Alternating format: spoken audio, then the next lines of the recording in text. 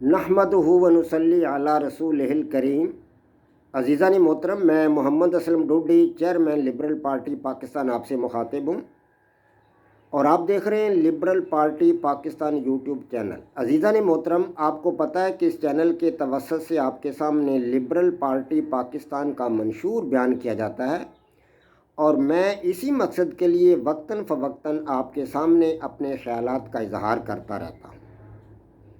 Liberal party Pakistan YouTube channel آپ کا اپنا چینل ہے۔ میں توقع ظاہر کرتا ہوں اور امید کرتا ہوں کہ آپ اس چینل کو سبسکرائب کریں گے، لائک کریں گے، شیئر کریں گے اور بیل آئیکن کو بھی دبا دیں گے، تاکہ پارٹی کی طرف سے دی جانے والی معلومات اور گزارشات بر وقت آپ کے پاس پہنچیں اور آپ کے دوست احباب اور عزیز و اقارب مکمل طور پر ان سے استفادہ کر سکیں۔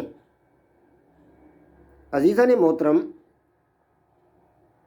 لبرل پارٹی پاکستان کے بینر تلے اور اس کے سٹیج سے آج کل آپ کے سامنے 3 اہم پروگرام پیش کیے جا رہے ہیں، جن میں سے پہلا پروگرام قرآن پاک کی تفسیر کا ہے، فہم قرآن کے عنوان سے۔ دوسرا پروگرام جو آپ کے سامنے پیش کیا جا رہا ہے وہ ہے سیرت النبی صلی اللہ علیہ وآلہ وسلم، اور تیسرا پروگرام میری کتاب جدلیاتی لبرلزم کا خلاصہ۔ یہ تینوں پروگرام عزیزان محترم آپ کے سامنے ایپیسوڈز کی صورت میں پیش کیے جا رہے ہیں۔ آج جو پروگرام میں آپ کے سامنے پیش کر رہا ہوں، یہ میری کتاب جدلیاتی لبرلزم کا ایپیسوڈ نمبر 72 72۔ اس سے پہلے ایپیسوڈ میں آپ کو یہ بتا چکا ہوں کہ لبرلزم کا طرز فکر کیا ہے۔ لبرلزم کا طرز فکر، اس حوالہ سے میں آپ کو یہ واضح کر چکا ہوں، آپ کو یہ بتا چکا ہوں کہ لبرلزم کا طرز فکر سائنٹیفک طرز فکر کے قریب ہے،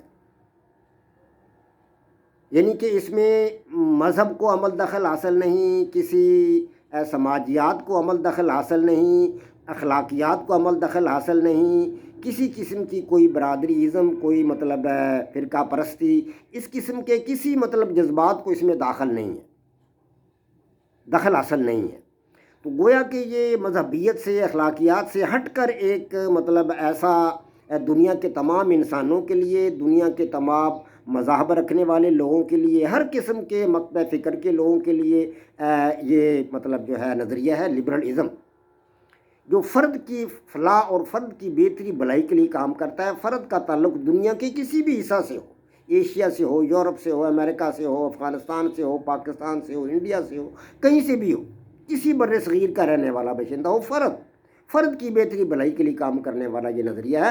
تو گویا کہ اس کا طرز فکر سائنٹیفک طرز فکر کے بالکل قریب ہے۔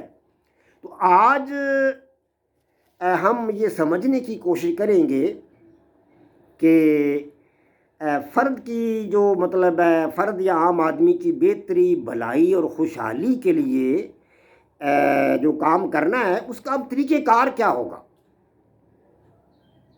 طریقہ کار کیا ہوگا؟ آج ہم نے طریقہ کار کو سمجھنا ہے کہ طریقہ کار کیا ہے۔ لبرلزم کا طرز فکر تو ہم نے سمجھ لیا کہ یہ سائنٹیفک طرز فکر کے قریب ہے، لیکن لبرل طریقہ کار کیا ہے؟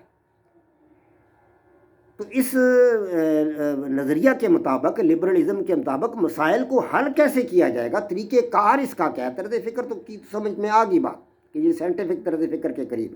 تو طریقہ کار کے لیے جو بات وضع کی اس کے اکابرین نے، جان لاک نے یا تھامس ہابز نے، روسو نے یا دیگر جو اس کے بنیاد بندی کرنے والے تھے لبرلزم کی، ان لوگوں نے یہ بات بتائی کہ سماج میں سے چند افراد کا انتخاب کر لیا جائے، سماج میں سے چند بہترین افراد کا انتخاب کر لیا جائے، اور یہ افراد جو ہیں یہ اپنا کردار بغیر کسی مذہبی، بغیر کسی اخلاقی، بغیر کسی ذاتی، طبقاتی، علاقائی، صوبائی وابستگی کے بغیر یہ لوگ اپنا کام کریں۔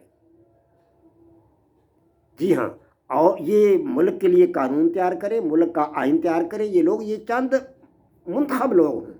اب ان کے انتخاب کا طریقہ کار کیا ہو، ان لوگوں کو منتخب کیسے کیا جائے؟ تو ان کے انتخاب کا طریقہ کار یہ ہو کہ پورے ملک یا پوری قوم کے افراد ان کو منتخب کریں، مل جل کر ان کا انتخاب کریں، پوری قوم کے افراد جی ہاں، یعنی کہ گویا کہ اکثریت رائے کے اصول کو تسلیم کر لیا گیا، جس کو زیادہ سے زیادہ لوگ منتخب کریں وہ شخص جو ہے منتخب قرار پائے گا، یعنی زیادہ سے زیادہ افراد جس کے حق میں رائے دے دیں اسے منتخب قرار دیا جائے گا۔ گویا کہ اکثریت رائے کے اصول کو تسلیم کر لیا گیا اور اسے جمہور کا نام دیا گیا کہ چند افراد کو میدان میں لایا جائے جو لوگ ان کو تسلیم کر لیں، ان کی اہمیت کو تسلیم کر لیں، انہیں مطلب پسندیدہ افراد میں ان کا نام شامل کرنا چاہیں، ان کی اپنی رائے ان کو دیں، اور یہ رائے اکثریتی رائے ہو تو ان کو منتخب افراد میں شامل کر لیا جائے، وہ لوگ منتخب ہوں گے۔ اسی کو جمہوری نظام کا نام دیا گا، یہی جمہور تھا، اور جمہوریت کا لفظ یہیں سے جو ہے وہ فروغ پذیر ہوا۔ ہاں جی، جان لاک نے، تھامس ہابز نے، روسو نے اور انہی لوگوں نے جو تھا یہ ان باتوں کو ترتیب دیا کہ چند افراد کو منتخب کیا جائے اور ان افراد کا انتخاب بھی عوامی اکثریت کی رائے سے ان کو منتخب کیا جائے اور وہ لوگ ملک کا آئین تیار کریں۔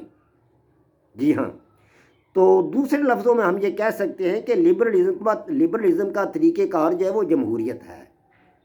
گویا کہ لبرلزم کا طریقہ کار جمہوریت ہے، تو لبرل حکومتیں جمہوریت کے ذریعے ہی منتخب ہوں گی اور جمہوریت کے ذریعے ہی ان کو ختم کیا جائے گا، یہ طریقہ کار طے پایا۔ تو جمہوری کے ذریعے ان کا انتخاب ہوگا، وہ منتخب ہوں گی حکومتیں، اور جمہوری طریقہ کار کے مطابق ہی ان کو اقتدار سے علیحدہ کیا جائے گا۔ اب یہ فیصلہ بھی ہوا کہ یہ لوگ جو منتخب کیے جائیں گے یہ کوئی ہمیشہ کے لیے منتخب نہ کیے جائیں، ہمیشہ کے لیے منتخب نہیں ہوں گے، یہ عوام کے پاس جائیں، عوام سے اپنی رائے لیں، اگر عوام کی رائے ان کے ساتھ ہو تو ان کو منتخب کر لیا جائے، اکثریتی رائے ان کے ساتھ ہو تو یہ منتخب ہو جائیں گے، یہ آئین بنائیں، قانون بنائیں ملک کے لیے۔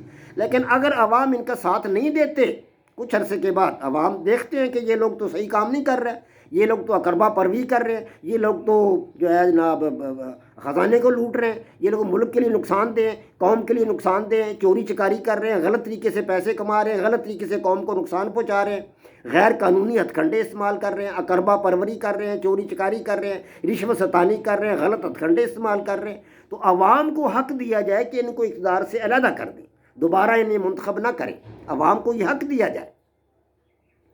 تو گویا کہ عوام کی رائے ہی سے ان افراد کو منتخب کیا جائے اور عوام کی رائے ہی سے ان افراد کو حکومت سے نکال دیا جائے، یہ طریقہ کار تھا، یہ طریقہ کار جمہور کہلایا اور اسی کا نام آج کل جمہوریت ہے۔ تو گویا کہ لبرلزم کا طریقہ کار جمہوریت ہے۔ اب لبرل حکومتیں جو وہ جمہوریت کے ذریعے ہی منتخب ہوتی ہیں اور جمہوریت کے ذریعے ہی ان کا اقتدار سے ان کو الگ کیا جا سکتا ہے۔ تو جمہوریت کے بغیر لبرل اقدار کا فروغ ممکن نہیں۔ لبرل اقدار کو اگر کوئی قوم، اگر کوئی ملک، اگر کوئی علاقہ اپنے سماج میں فروغ دینا چاہتا ہے تو وہ جمہوریت کے بغیر ممکن نہیں۔ جی ہاں، جمہوریت کے بغیر اس کا وجود میں آنا ناممکن ہے۔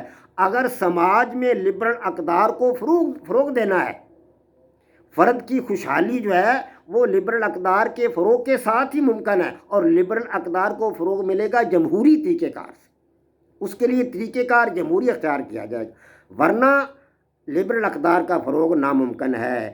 ان حقائق اور ضرورتوں کو مد نظر رکھتے ہوئے لبرل جو مطلب طریقہ کار ہے اس کے کچھ مدارج طے کیے گئے ہیں۔ جی ہاں، لبرل طریقہ کار کے کچھ مدارج ہیں۔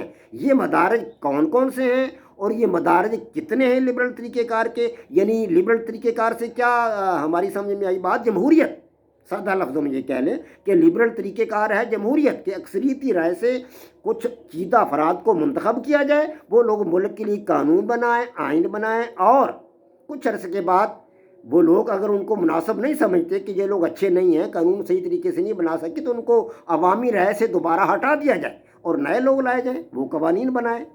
ہیں جی، اب یہ جو طریقہ کار تھا، جمہوری طریقہ کار جو تھا یا لبرل طریقہ کار جو تھا، اس کے کچھ مدارج بنائے گئے۔ اب اس کے کتنے مدارج ہیں اور وہ کیا کیا ہیں مدارج، اس کی وضاحت انشاءاللہ تعالی العزیز میں آپ کے سامنے کل ایپیسوڈ نمبر 73 میں انشاءاللہ العزیز کروں گا۔ وما علینا الا البلاغ۔ پاک فوج زندہ باد، پاکستان پائندہ باد۔